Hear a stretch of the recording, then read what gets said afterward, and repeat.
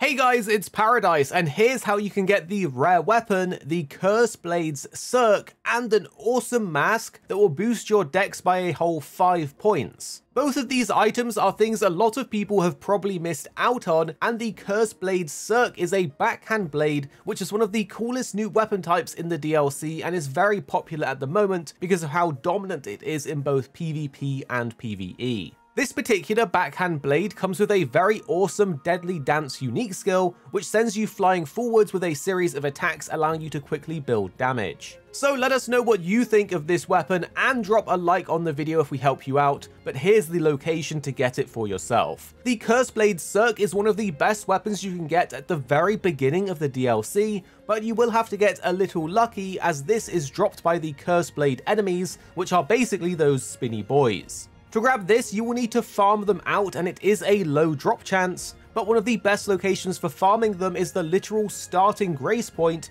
the gravesite plane of the DLC. All you need to do is hop on your mount and ride towards the archway, where you can see one of them sitting on top. It may take a number of tries to get the weapon to drop, as it has a lower drop chance than the armor pieces, but all you need to do is walk back to the site of grace to respawn the enemy, and this way you won't lose any of your consumable item discovery buffs. So interact with the site of grace and run back to defeat him, and this way you can keep your buffs running while farming. Something that will help increase your odds at getting items to drop is to increase your discovery stat, which can be done in a number of ways, but if you plan to farm for any rare drop items, you should consider grabbing some of these things first to increase your chances. The Silver Scarab raises your discovery by 75 and it's a talisman, so this is a no-brainer. The Silver Pickled Fowlfoot or the Silver Horn Tender increases this by a further 50 as a consumable. The next thing you can do is spec into Arcane or use items that increase your Arcane,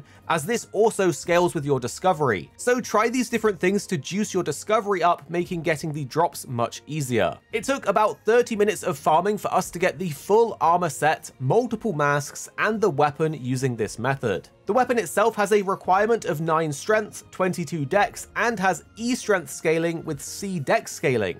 The great thing about it is that it comes with a passive 45 bleed buildup, making its already good damage proc additional bleeds over time for a big spike. The skill Deadly Dance says it's an aggressive spinning skill that tears into foes using the circular blades held in each hand.